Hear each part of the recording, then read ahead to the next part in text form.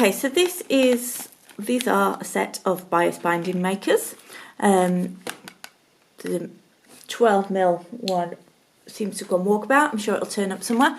I have got another 12mm one. Start with your bias binding. You want to slide it through here. I'm using an 18mm binding tool, and you just want to poke it in at the fat end using a pin or something similar, something long and pointy.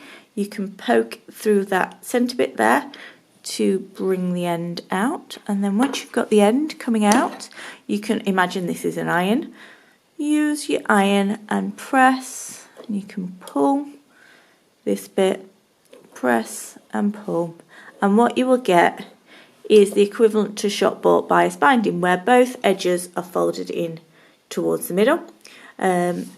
So I'm going to head over to the iron now and do this. So this bias strip I cut to 4 centimetres, and I'm using an 18mm bias maker.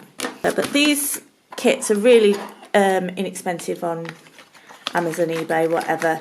This one is a hemline version, probably a bit more expensive, but it does exactly the same job. But this is 12mm. I think this one's got 6, 12, 18 and 25, so you can make massive binding. Okay, so now you should have these beautiful folded bias strips, just like your shop bought ones. Or